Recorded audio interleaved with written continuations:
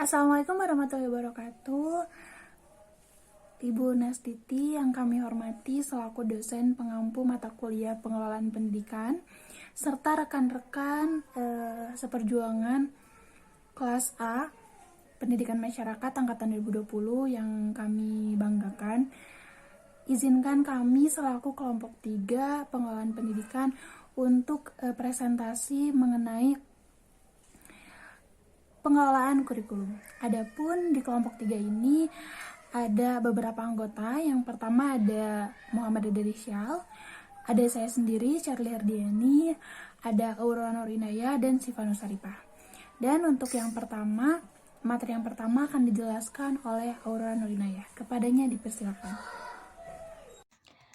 Baik, di sini saya akan memaparkan mengenai pengertian pengelolaan, yang dimana pengelolaan berasal dari kata kelola. Di dalam Kamus Besar Bahasa Indonesia atau KBBI, arti kelola ini yaitu berarti memimpin, mengendalikan, mengatur, dan mengusahakan agar lebih baik, lebih maju, serta dapat bertanggung jawab terhadap pekerjaan tertentu.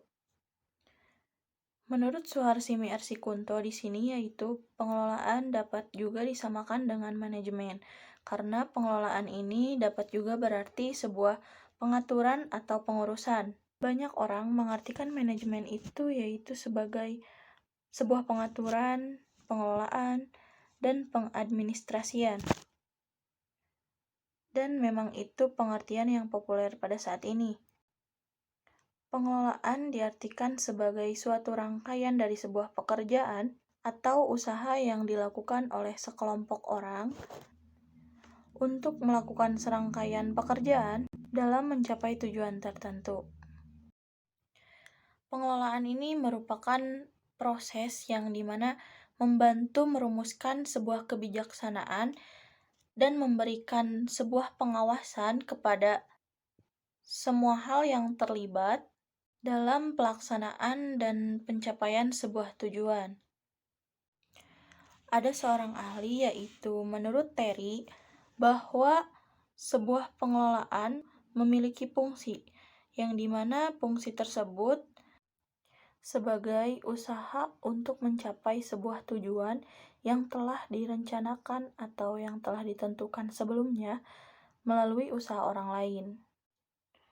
Pengelolaan ini tentu tidak akan terlepas dari sumber daya manusianya, karena sebuah pengelolaan pasti identik dengan sebuah kegiatan yang dilakukan oleh sumber daya manusia.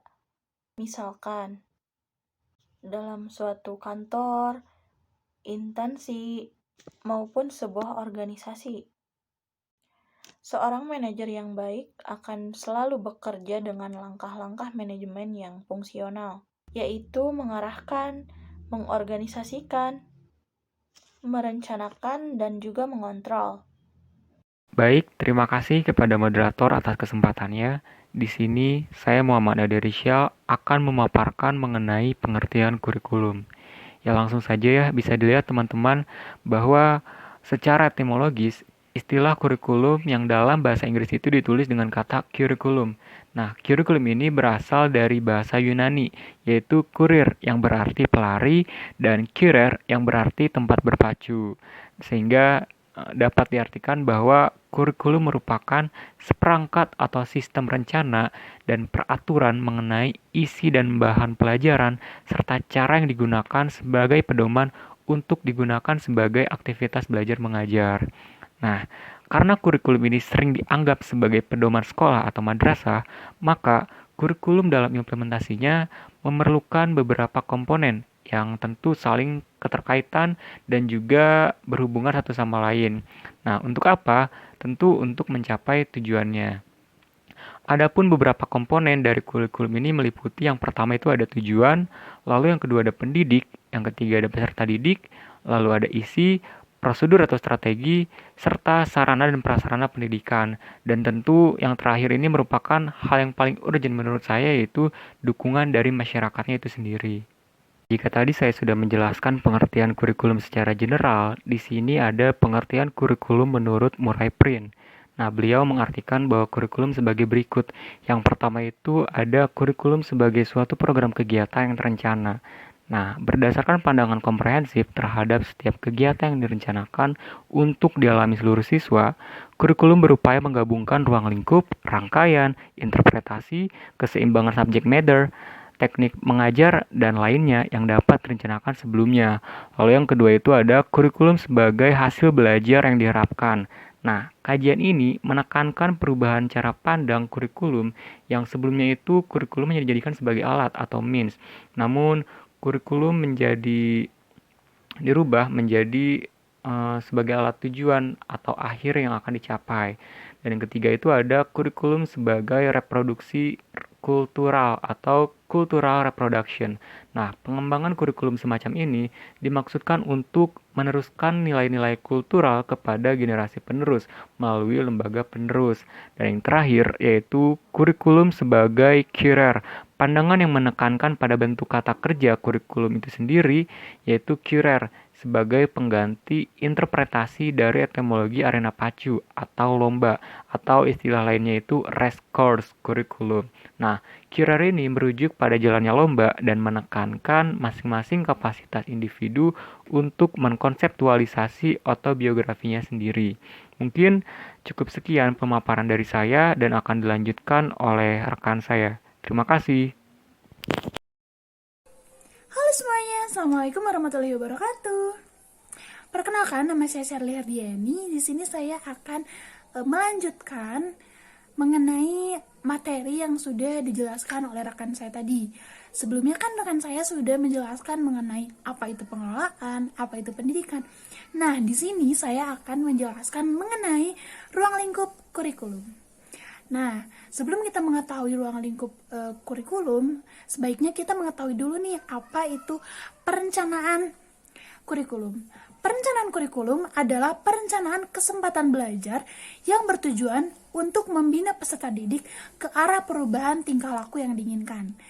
Perencanaan merupakan proses seseorang dalam menentukan arah dan menentukan keputusan untuk diwujudkan dalam bentuk kegiatan atau tindakan yang berorientasi pada masa depan.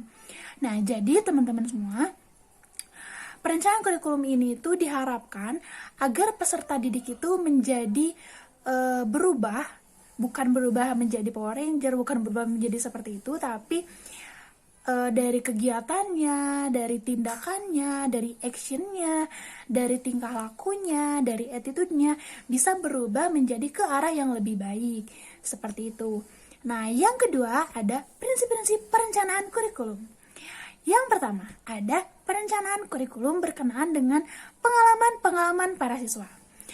Yang kedua, perencanaan kurikulum dibuat berdasarkan berbagai keputusan tentang konten dan proses. Yang ketiga, perencanaan kurikulum melibatkan banyak kelompok. Yang keempat, perencanaan kurikulum dilaksanakan pada berbagai tingkatan. Nah, kita juga kan sudah mengetahui ya mengenai tingkatan-tingkatan pendidikan yang ada di Indonesia. Ada dimulai dari PAUD, TK, SD, SMP, SMA, SMK sampai dengan perguruan tinggi. Nah, hal tersebut tidak dapat terlepas dari adanya kurikulum. Seperti itu.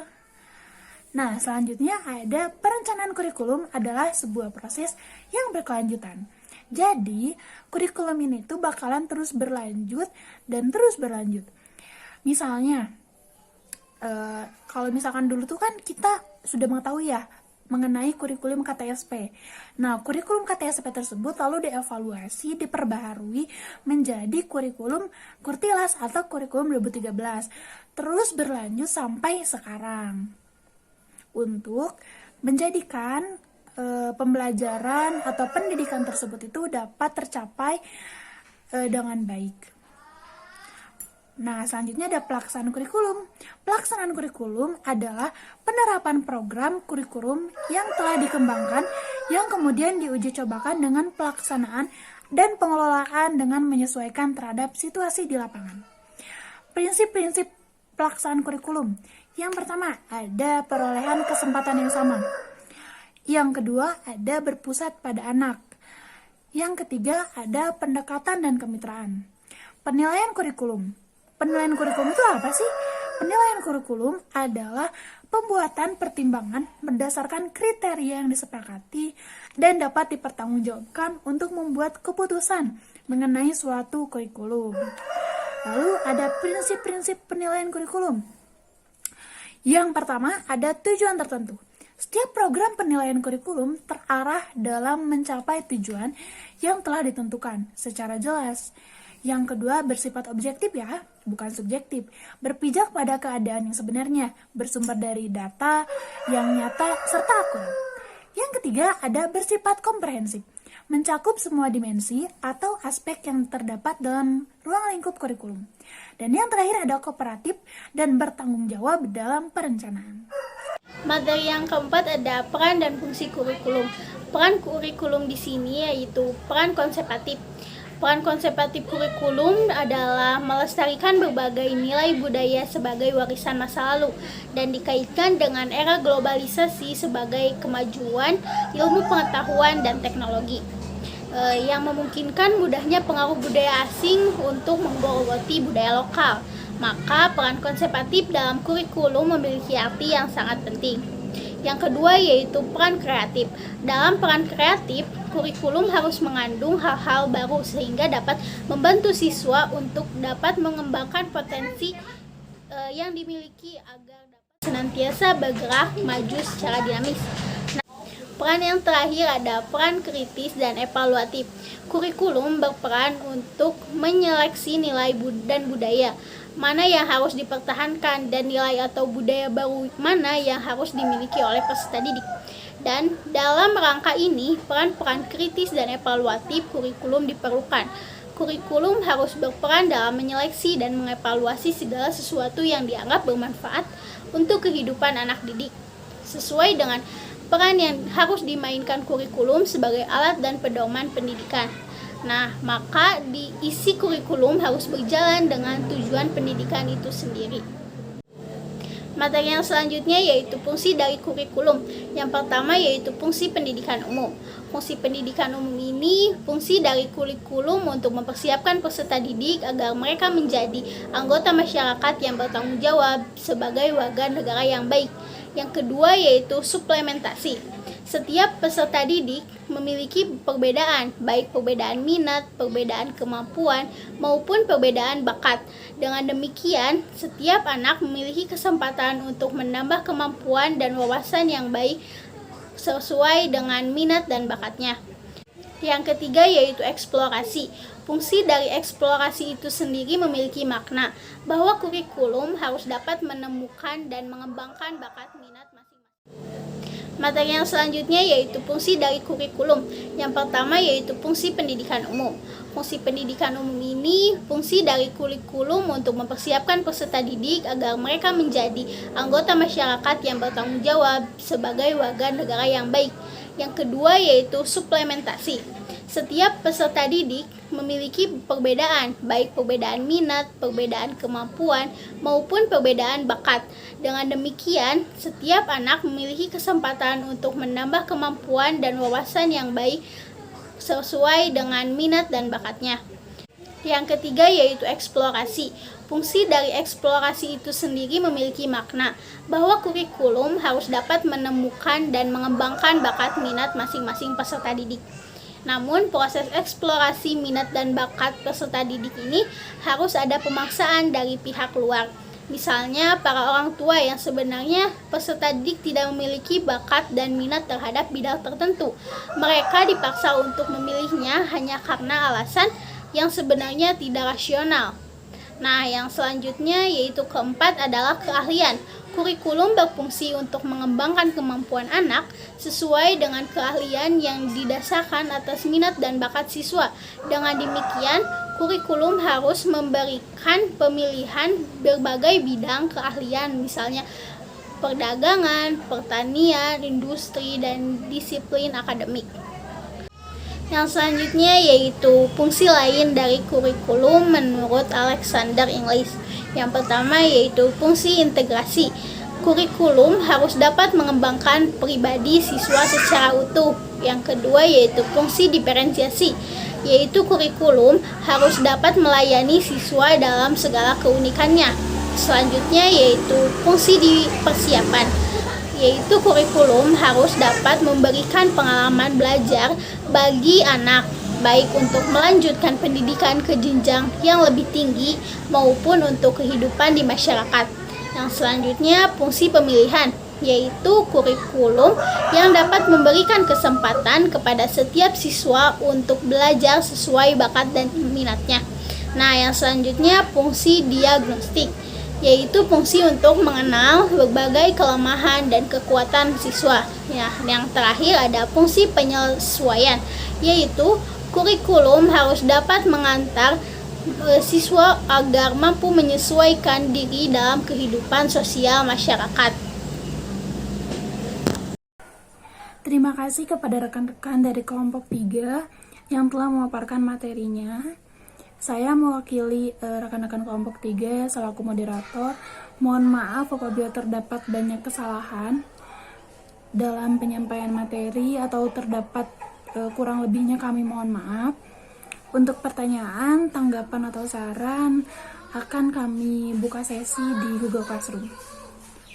Terima kasih. Wassalamualaikum warahmatullahi wabarakatuh.